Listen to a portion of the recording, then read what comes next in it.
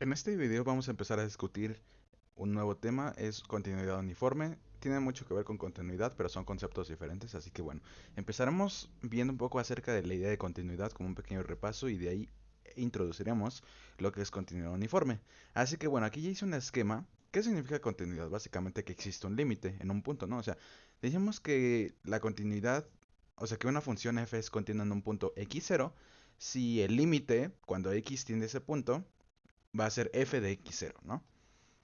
Y bueno, describiéndolo eso de acuerdo con esto, con la regla del límite, bueno, con la definición del límite, pues es que para todo epsilon mayor a cero exista un delta mayor a cero tal que se cumpla algo, ¿no? Aquí va un tal que se cumpla algo. Y bueno, hay una cosa importante que mencionar aquí, ¿ok? Híjoles, aquí tengo otro dibujo abajo, voy a ver si lo puedo poner aquí. Hay una cosa importante que mencionar aquí. De hecho voy a eliminar esto, que no es tan relevante. La cosa importante por mencionar es la siguiente.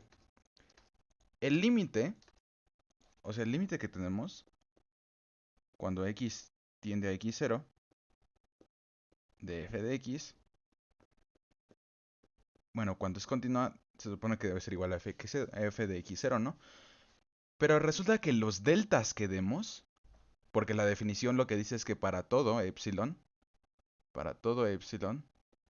mayor a cero existe un delta, ¿no?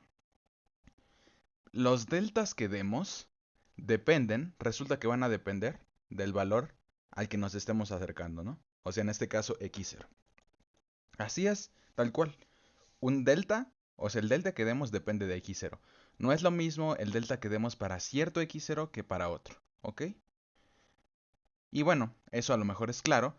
Si aquí analizamos rápidamente un ejemplo así en chiquito, una función que vaya así, por ejemplo, así, y después se despega así, esto es una función tal cual, pues eso va a tener ciertos deltas que funcionan. Por ejemplo, acá va a tener ciertos deltas que funcionan. Aquí está la vecindad, ¿no? Y hay ciertos deltas que funcionan en ese caso.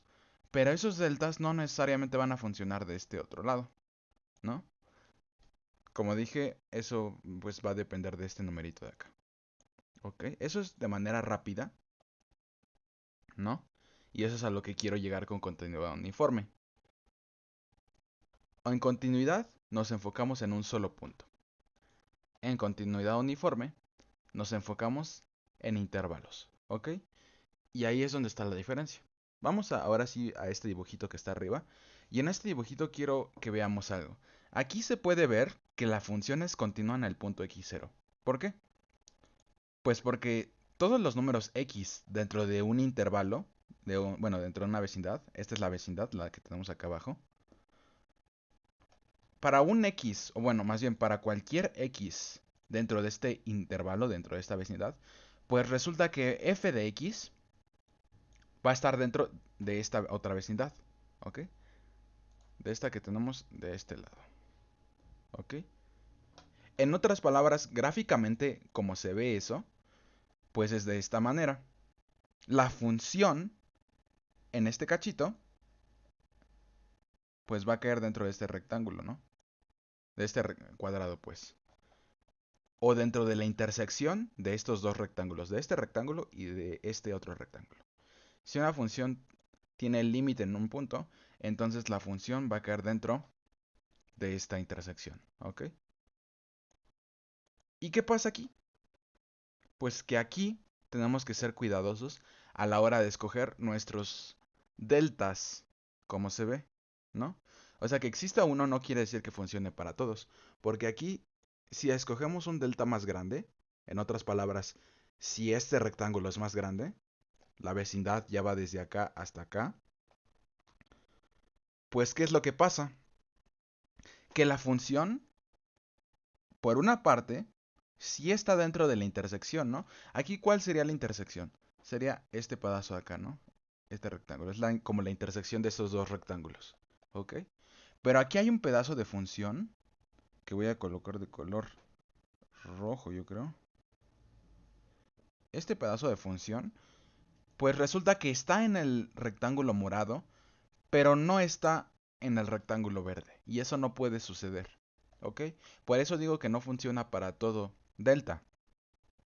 Funciona para ciertos deltas. Y esos deltas, en este caso, pues deben ser pequeños, ¿no? Deben ser tales que el rectángulo sea así, delgadito. De hecho, un poco más delgadito debería ser. Tal que esto pase, ¿ok? Tal que la función esté dentro de esta intersección, ¿no? Eso es básicamente. Pero aquí hay otra cosa.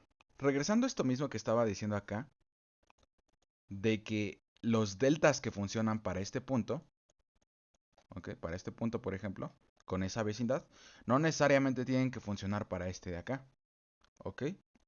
¿Por qué? Pues porque la función hay veces donde crece de manera distinta. A veces crece más rápido, a veces crece más lento, ¿no? Por eso no siempre van a funcionar los mismos deltas. Aquí en este dibujo, por ejemplo, este delta, o sea, en otras palabras, este rectángulo, sí funciona. ¿Para quién funciona? Para este x0, para este de acá abajo, ¿ok? Pero ¿qué pasa si nos tomamos otro? Si nos tomamos, por ejemplo, este de acá, este x1. Si nos tomamos este delta y lo pasamos para acá, en otras palabras, la base, o sea, la base es nuestro intervalo, ¿no? La base es nuestro intervalo. Si nos tomamos este delta, entonces, ¿será que la función cae dentro? Bueno, aquí x1 es como el centro, entonces este es el punto, este de acá, es el punto al que nos queremos acercar, ¿no? Y aquí tendremos que adaptar este rectángulo de acá, tal que caiga exactamente en el centro. Ups. Tal que caiga exactamente en el centro. ¿Ok? O sea, el centro de este rectángulo debe pasar por este punto. ¿Ok? ¿Y qué vemos aquí en este caso? En este caso lo que vemos es que con este delta que sí funcionaba para este otro punto x0, ¿sí? Pues ya no funciona para este otro punto x1. ¿Por qué ya no funciona? Pues porque la función ya no cae completamente dentro del rectángulo. Dentro de la intersección, perdón. Ya no cae. Esta es la intersección, ¿no? Este rectangulito que estoy poniendo ahí. Esta es la intersección de los dos rectángulos, ¿no? Del vertical y del horizontal. Pero ¿qué pasa? Que aquí tenemos unos cachos de funciones que están dentro del rectángulo morado, pero no están dentro del rectángulo verde. Por lo tanto, no están en la intersección, ¿ok? Estos pedacitos de acá, este y este pedacito, ¿ok? Por lo tanto, pues de ahí que podemos hacer que este delta, o sea que este rectángulo, no funciona. Debe ser uno más pequeño, ¿no? Debe ser más pequeño este delta. Debe ser más delgadito. Aquí, de hecho voy a hacerle aquí un zoom. Uno, dos, aquí es el zoom. Y aquí quiero hacer notar que aquí sigue sin funcionar este delta, o sea, este rectángulo. ¿Por qué? Aquí hay cachos que todavía no quedan bien. Entonces tenemos que hacer este rectángulo, pues más pequeño, ¿no? Si lo hacemos así, muy, muy, muy pequeño, así súper, súper pequeño. Aquí obviamente estos puntos quedan así muy grandes, pero se supone que es un punto unidimensional, perdón, cero dimensional. Pues así, si hacemos este rectángulo muy, muy pequeño, esta se supone que es una delta, ¿ok? Es un intervalo. Pues aquí se ve que la función ya cae, ahora sí, ya cae dentro de toda la intersección, ¿no? Con eso me refería con que no funciona para todos los deltas. Si se hace muy grande este delta, pues aquí ya no funciona tampoco, ¿no? Aquí ya vuelve a no funcionar, porque tenemos aquí muchos cachos que no están dentro del rectángulo verde, ¿ok? Entonces, de eso se trata. Ahora bien, aquí ya se ve un ejemplo donde hay veces donde o sea, para unos deltas que pueden funcionar para ciertos puntos, no funcionan para otros. Vamos a ver acá abajo un ejemplo donde sí se puede hacer que ciertos deltas funcionen para todos los números, ¿ok? A lo mejor con este ejemplo queda más claro. Así que veamos. Bueno, esta es la función, como se puede ver. Es la función f de x igual a c. Y aquí voy a borrar unas cosas que ya había escrito. Bueno, estos rectángulos los voy a borrar. Y aquí me quiero concentrar primero nada más en un rectángulo, ¿ok? Aquí tenemos nuestro punto x0. Y este punto, o sea, esta función es continua en x0. ¿Por qué? Pues porque existe el límite. Y el límite es igual a f de x0, ¿no? ¿Y quién es f de x0? Pues es c, ¿ok?